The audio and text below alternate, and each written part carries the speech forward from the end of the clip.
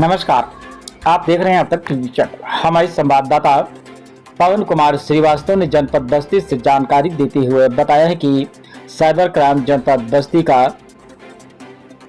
विजरा अभियान investment share trading का झांसा देकर के करोड़ों की ठगी करने वाले गिरोह के सरगना सहित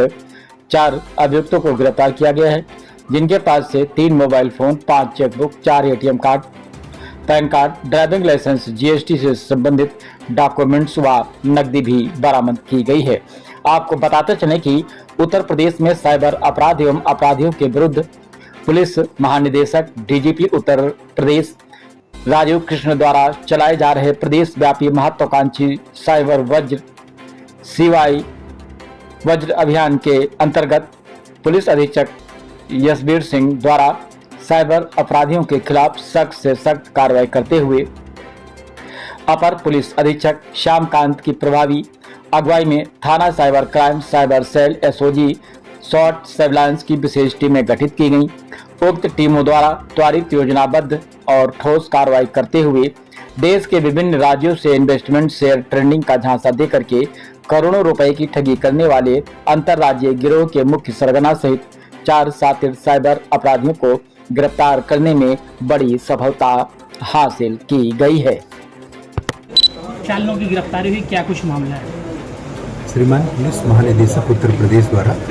ऑपरेशन साइबर वज्र ये साइबर फ्रॉड के संबंध में मूल अकाउंट सत्यापन के संबंध में प्रदेश स्तर पर चलाया जा रहा है। श्रीमान पुलिस अधीक्षक जनपद बस्ती महोदय द्वारा जनपद बस्ती में स्वाट सर्विलांस साइबर सेल और साइबर थाने की टीमों द्वारा संयुक्त रूप से इस पर काम करने का निर्देश किया गया। इस संबंध में जब मूल अकाउंट का सत्यापन किया जा रहा था तो पुलिस द्वारा जांच के दौरान ये पाया गया कि 2 फर्में, जिसमें एक प्रभात इंटरप्राइजेज है, एक Bharat stationers and information centre है जो थाना कलवारी क्षेत्र में है, इनसे रिलेटेड 5 बैंक अकाउंट ऐसे प्रकाश में आए जो लेन देन से मूल अकाउंट के रूप में प्रथम दृष्टया पाए गए। जब पुलिस द्वारा गहराई से इनकी पड़ताल की गई तो ये पाया गया कि इनमें लगभग 2.5 करोड़ रुपए के ऐसे क्रेडिट हुए हैं जिनके संबंध में एनसीआरपी पोर्टल पर 77 से अधिक कंप्लेन रजिस्टर की गई। वो जो कंप्लेन रजिस्टर की गई हैं उनकी होल धनराशि, जो कुल धनराशि है वो लगभग 50 करोड़ रुपए से वो होल अमाउंट अधिक का रहा है, जिसमें से 2.5 करोड़ रुपए प्रथम दृष्टया इन खातों में आने की पुष्टि भी पिछले 1 वर्ष के ट्रांजैक्शन स्लिप से हो गई। पुलिस द्वारा जब इसकी और गहराई से पड़ताल की गई तो पाया गया कि एक नेटवर्क ऐसा काम कर रहा है जिसकी जड़ें यहाँ उत्तर प्रदेश से लेकर राजस्थान तक फैली हैं। अन्य राज्यों में भी इसकी संभावना से इनकार नहीं किया जा सकता है क्योंकि वहाँ से भी एनसीआरपी पोर्टल पर कंप्लेंट रजिस्टर हुई हैं। इन गैंग के सदस्यों की जो मॉडस ऑपरेंडी प्रकाश में आई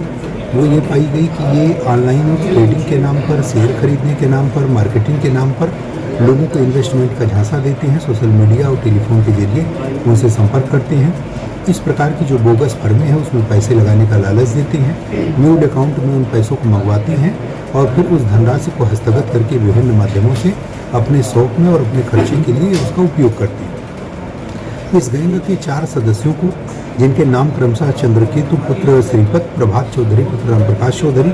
श्याम चौधरी पुत्र सत्यनारायण चौधरी, अशफाक अहमद पुत्र असगर अली, ये 4 लोग जो इसी गैंग के हैं, इनको पुलिस ने गिरफ्तार किया। इनके पास से जो बरामदगी हुई उसमें 5 चेकबुक हैं, 6 एटीएम कार्ड हैं, 2 QR कोड हैं, ड्राइविंग लाइसेंस है, पैन कार्ड है, जीएसटी के संबंधित दस्तावेज हैं, 6500 रुपये की नकदी भी है और इनके खातों में पूर्व से लगभग 1 लाख रुपये की धनराशि होल्ड भी कराई गई। इन सभी साक्ष्यों के आधार पर इन अभियुक्तों को गिरफ्तार करके आज माननीय न्यायालय के समक्ष रिमांड के लिए प्रेषित किया जा रहा है। साइबर टीम द्वारा इस संबंध में साइबर थाने पर एक अभियोग का पंजीकरण भी कराया गया। विवेचनात्मक कार्रवाई में इन सभी बिंदुओं को पुलिस टीम द्वारा शामिल किया गया है। इनके बैकवर्ड फॉरवर्ड लिंकेज क्या है उनकी भी पुलिस द्वारा तलाश की जा रही है। यथाशीघ्र इसमें जो भी साइबर फ्रॉड के अन्य धनराशि है उसकी बरामदगी, किस प्रकार के डॉक्यूमेंट्स इन बैंक खातों को खुलवाने के लिए यूज किए गए जो मूल अकाउंट के रूप में है, उनके सत्यापन की कार्रवाई, इस गिरोह के अन्य सदस्यों के विषय में जानकारी, उनकी संलिप्तता क्या और कैसे है, उनकी गिरफ्तारी सुनिश्चित करना और अन्य राज्यों से जो शिकायतें प्राप्त हुई हैं उनको वेरीफाई करके उनके साथ तालमेल बनाकर एक जो है साक्ष्यों के आधार पर कठोरतम विधिक कार्रवाई इसमें सुनिश्चित कराने का वो बस्ती पुलिस का प्रयास है। अंतर्राष्ट्रीय कनेक्शन कुछ अभी इन सब बिंदुओं पर हमारी विवेचना प्रचलित है। जैसा कि मैंने आपको बताया कि भारत के विभिन्न राज्यों से इस संबंध में शिकायतें प्राप्त हैं तो ये प्रथम दृष्टया बिल्कुल स्पष्ट है कि राष्ट्रीय स्तर पर ये साइबर ठगों का जाल सक्रिय था और इनकी जड़ें कहाँ तक गहरी हैं इस संबंध में विवेचना चल रही है।